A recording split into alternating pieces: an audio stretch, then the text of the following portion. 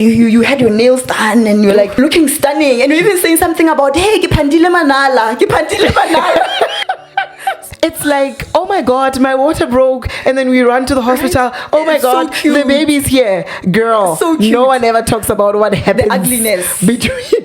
Sometimes you wake up, you break down. Yeah. Sometimes you wake up, you're positive. Sometimes you wake up and your heart is heavy.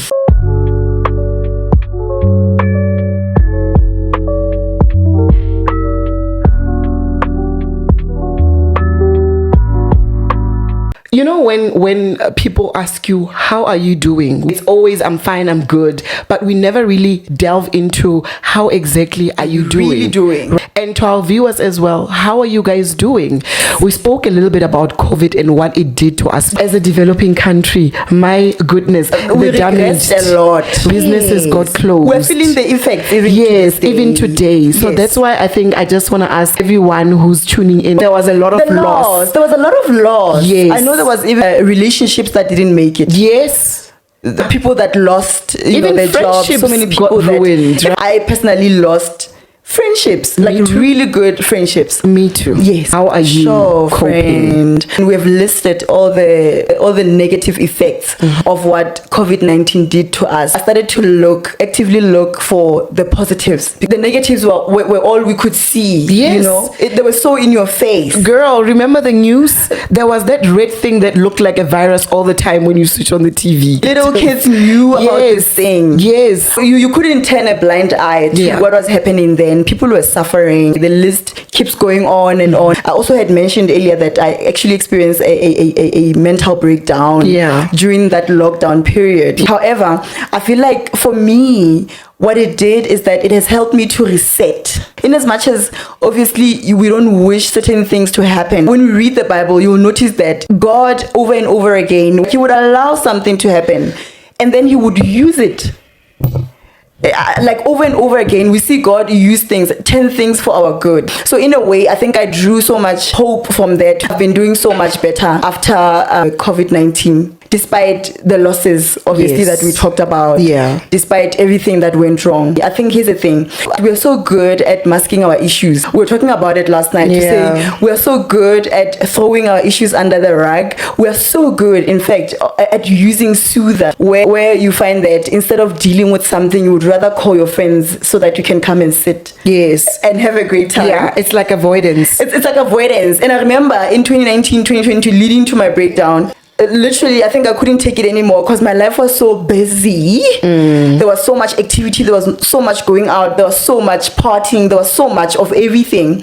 Substance abuse that I crashed down. So now lockdown allowed us to sit with ourselves. So it took you from all the negativity and you had to really sit down with myself. It led to my breakdown because we don't want to sit with ourselves. We would rather soothe. We would rather source happiness outside. But now lockdown is like you are locked in. You are locked down. You are locked in. All you have is yourself or your family. You are not in the streets because a lot of us, I feel like pre-lockdown, we were seeking happiness in the streets, and lockdown just shut it up, and we're like, hey, you have to face yourself. And I think for couples as well, there are so many couples that you can tell they're not aligned or they're generally not happy, and they're okay, you know, but because they have soothers, they would rather deal with each other when they're drunk. And now there's no alcohol. They would rather go and sit with friends and come back at 2 a.m. and not have to deal with this person.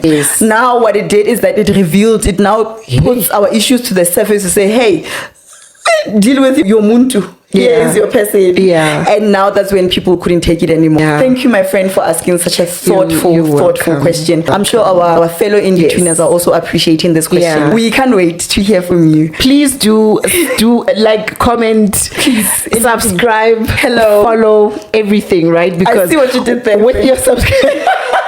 I see. Friend, you are selling now. Okay. In between us, do the right thing, ne? Please. Once you guys subscribe, this is when now we're going to be giving you more content. We talked about being an extrovert. Being negatively impacted by that. And you know what I used to do for me and my girls to meet? So every time when I go to Pick and Pay, I would, hey girls, let's go and buy bread. And then all of us will come out with our cars. We'll go to Pick and Pay, park there. We will still chat and talk while social distancing, will be on the queue for Pick and Pay. The amount of energy I would get when I get home, it's like I've been somewhere eating lunch with my girls. I would just literally mobilize everyone that I know that I hadn't had a conversation, because even video calls were not doing me justice. So cute, I needed to see people. Otherwise, that's when now I started even brushing up on my love for cooking. Hello, girl. I started following chefs on TikTok. I've seen 1 or 2 videos of you dancing. Yes, we did the whole vibe of my kids and I. We would do, the challenges. Hello. So it made me spend a lot of time with my family. But the losses were real as well. The losses were real. During COVID, we lost a lot of people that we loved. Right? And the deaths were very close. There was no closure whatsoever. No closure. And that's the worst part. Literally. Yes. So from the mortuary straight to the graveyard, the family could not mourn. It was brutal. Imagine people lost their jobs, restaurants closed down, salons, economy was gyms. just. I remember one friend of mine used to be a personal trainer before lockdown. Yeah. And when it hits, he's like, rent is due every month. So he literally had to find a way to train people online and make videos and do video calls. And I thought, wow. That's another positive one, That's another positive one. Resilience. Everything went from now physical to online. Yes. Right. Because even the baby showers were being made. What? Yes. I was not aware of this. One of my cousins, her baby shower was online. She was at home, everyone was there, and they were streaming, and then they wished her all the best and all of that, and the what do you call it, the gifts. Sure. The gifts were also sent via courier or whatever That is so beautiful. So there was this whole transitioning to online. And that shows resilience. It shows resilience. As a country, we're very resilient. We're very resilient. For us to even think of other ways. Also, I just had like a little startup of an events company. It was doing great, but during COVID, I was one of those that couldn't transition from that to online, and then I just stopped. Sure. Even now, I'm still trying to pick it up, but we believe for it. Hopefully, it will pick up. But I know that even with the in-betweeners, you guys have a lot that you went through. Before we start with the hard-hitting stuff, the topics that we're going to be delving with, we just wanted to check in with everyone on how are you guys doing. Really so beautiful. So beautiful. So I think, you know what, friend, I think right now the resilience is showing even today, because now people are going for their dreams now. Anything can happen, right? Because you can never know. You can never really know. How did your family deal with it? Are they okay? Everyone is good. First of all, I was just so grateful that my parents made it through. Because what happened is that I literally just packed everything up when lockdown hit, because I'd never had a chance with my parents. I was in uni, then work, then so what happened is that it brought us closer together as family. My sisters also joined in, my 2 baby sisters that come after me. They also joined in, and we are all sitting at our parents. My parents, when the lockdown hit and they first heard of COVID-19, they were saying, guys, goodbye. They were saying their goodbyes because they already have like their underlying issues. That we have high blood, we have this and that. So bye, guys. It's been great. We love y'all. Like literally preparing us to say, I know, friend. That is traumatic. I know, friend. And also looking at the news every day. Imagine how many people were losing their lives. Like every single minute there was an update. Right? So it was a lot. So I feel like they've developed a new appreciation for life. Like my parents are so in love with life right now, and even in that process I feel like that's when my father also had a change of heart moment. Like we call it the Damascus moment. Hello, change of heart big moment. words. Hello. Okay. I told you that it was chaotic. Our environment at home was chaotic. But I guess through that whole scenario where the next moment is not guaranteed, I think he started to look at life differently. And I talk about him the most now because in a way he's the head of the family, and I feel like a lot of the things that we went through was because of how he was. And I believe he was also navigating his own in-betweens. I think forgiveness starts with understanding that though a person may have been abusive to you or may have hurt you, you have to also get to a point where you're like, actually, this person is also on their journey, right? Yeah. So he had this change of heart moment, and he started to believe in God, and he started to just believe in life again, and he started to believe in family, because we were stuck with each other, and healing as well. He couldn't go and have a drink outside with friends. He was stuck with us, and something beautiful was birthed from that. So we've been doing really well at home. Tell me about your dynamics.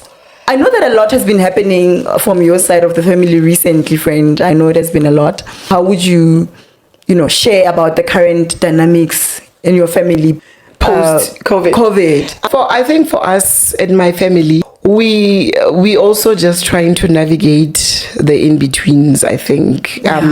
Post-COVID, my parents also were struggling a bit because they had high blood, and when they tell you that when you have like a pre-existing illness, then that would mean so what we did is I caught up with my mom all the time, because I was in Joburg and she's in Mafikeng, and I would just tell them, guys, please, there's a thing, ginger and honey and this, please make sure that you drink this every day. I will keep researching on the latest thing.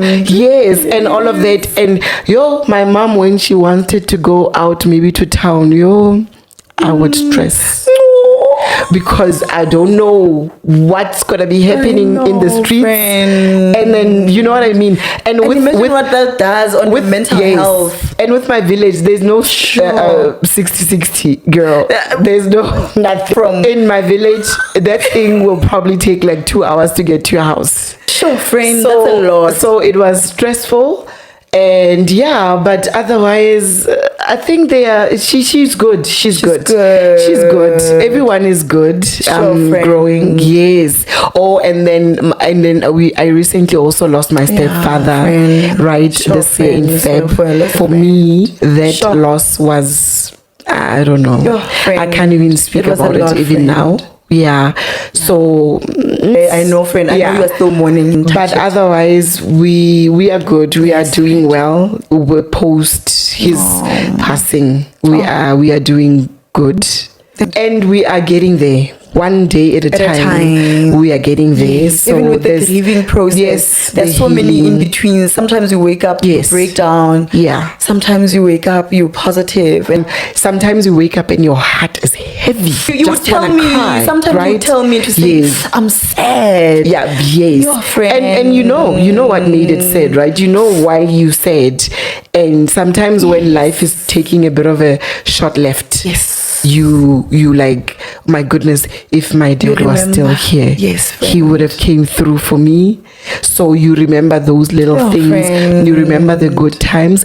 But my sisters and I, we talk, we remember him. Friend, we are getting there. Beautiful relationship. We're getting there. Oh girl, that man loved me.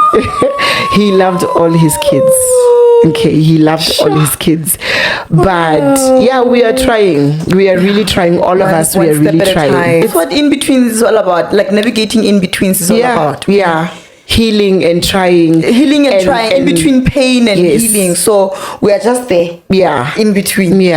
So, but otherwise, in between us, we are just trying for you guys to understand the type of people that we are. We hope you have an idea by now as to what or who you are dealing with. You see, because there's no way that you're gonna be tuning in and listening to people that you have no idea of their background, right? So I think that's why maybe this episode, it's all about the whole post everything, the healing. We just wanted to sum everything up into one thing, and then obviously as and when we go, everything will start to unfold more. Things will start unfolding, and we're gonna start bringing guests. There's gonna be a whole lot of guests, so brace yourselves. 2026. We are ready. We are ready for you. We are ready. And we're also gonna be focusing still on the in-betweens, yes, but we're gonna be looking at life in general, right? Everything under the sun. In between grieving, there's in between career changes, in between career moves, in between giving birth. You talk about giving birth, the process.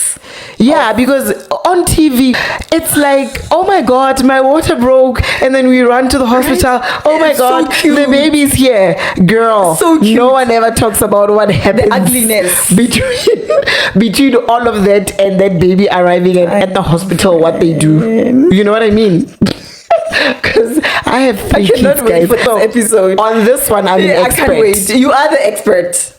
You are the expert. Yes.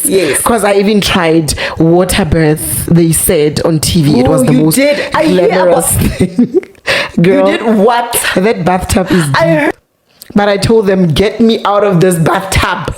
I want to get out. I want to hold on to something. You know, when you're going through labor pains and all, you become very ugly. For the lack of a better word, my man.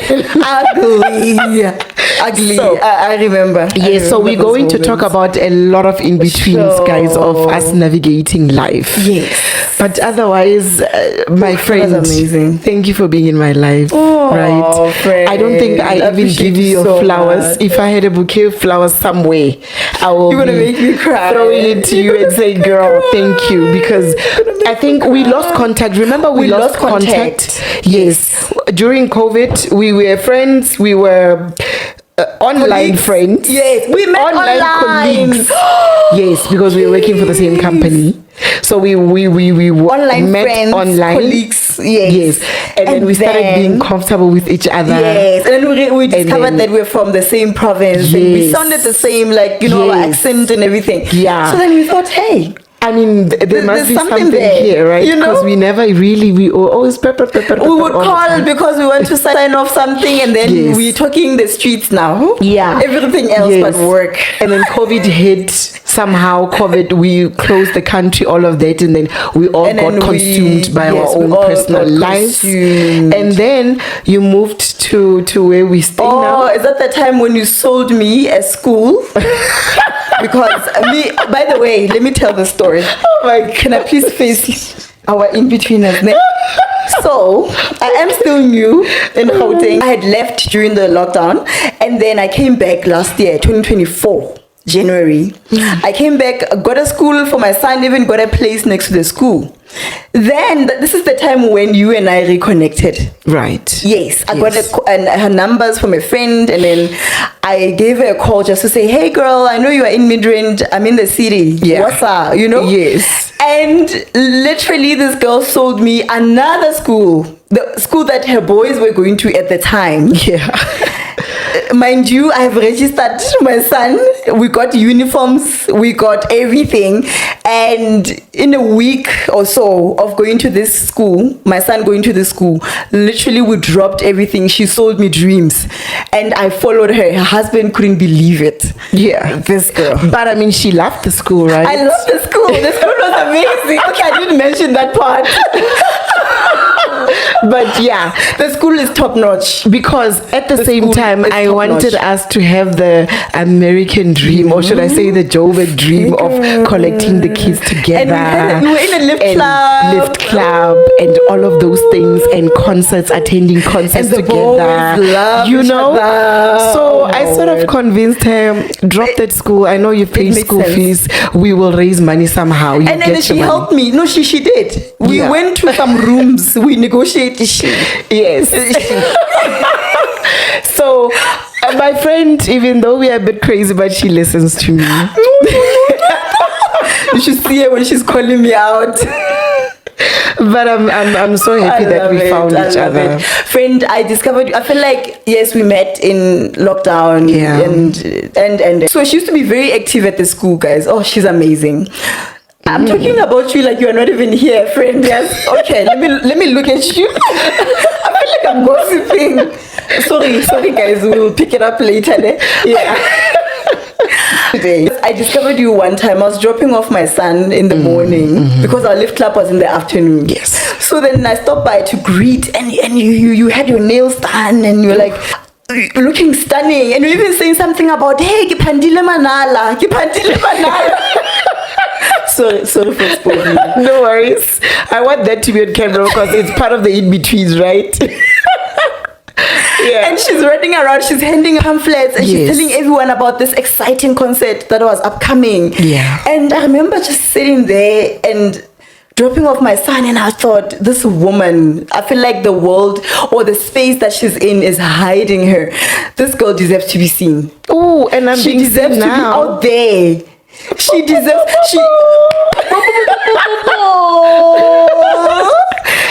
And she wasn't into content creation or anything. In fact, you're a very, very, very private friend. Hey? However, I feel like because we've always had a dream of having a show, I'm so happy that we're here today. Ooh. Not only am I feeling like I'm living out my dream and purpose, I feel like I'm here to witness you walk into your dreams, walk into purpose, and it's such a beautiful thing to witness. And you were made for this. Thank you, doll. Thank you. Thank you, my friend. Thank you so much. You know what? My mom used to ask me, what do you want to do when you grow up? And I told them, I'm going to host my show one day, you know, but you know, the in-betweens of life. And I'm looking at these people thinking, but my dream. And then it's like, nope, your dream, get a degree first. Yes. And then have a base. And you will pick up your dream on your way, but so that at least when your dream doesn't happen, then you can have something to fall. Advice. That was good advice. Yes. Now that I'm sitting here, right then, when I was telling my mom that I want to host a show or I want to be a journalist, that for me was like, when they told me, no, you do the degree first and then everything else will come.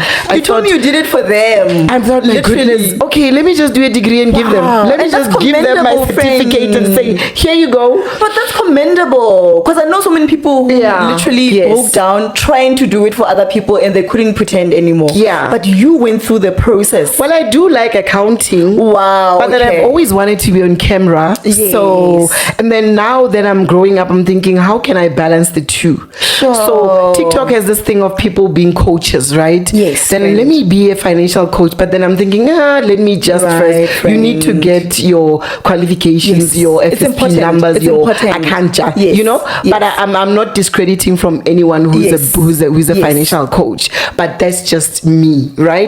That's just then I thought, so every time when you did my hair, every time we'd have these conversations, I've always imagined you behind me doing my hair, and there's a mic, and we're looking at ourselves in the mirror, and then we are talking, and then next thing we're editing and putting it online. But yes, literally, when you came to Mug and Bean last week, and you said, girl, let's do this. I thought, this was like how many days ago? That was like on... When I went for that little thing. Saturday. When I went for that thing in the morning. Saturday. Yes. Then this I mean, we mean a few 3 days ago. Saturday. 3-4 days ago. Yes. Right. So it was that thing of I was at Mug and Bean. I just had a very interesting morning, and then I went to Mug and Bean. I told her I'm going to Mug and Bean. And then next thing she rocks up at Mug and Bean. I'm oh my god, this girl, I'm gonna stalk her. And then we hugged, and then suddenly she's like, why can't we just start the podcast that we've always wanted to? And this is how it was birthed. Yes, we're here now. Anyway, your dreams are valid. Yes, your dreams are valid. It doesn't matter what season you are in at the moment, which stage of pursuing your dreams you're in, they are valid, and keep going for them. Yes, and definitely. And thank you so much for giving us your time and to listening to us while we're rambling and trying to make sense of this whole process of having a podcast, because we're also in our in-betweens of having a podcast, right? So thank you, viewers. Thank you, supporters. Thank you, our lovies, our friends. We love you guys. We love you so much. Thank you so much. Thank you, friend. Thank you, friend. Thank you so much. Thank you, guys. This is amazing. Please let us know what you thought of this, and we value every single one of you. Definitely. Every single view, every single like, every single subscribe. Adios. 'Cause you're a sky full of stars.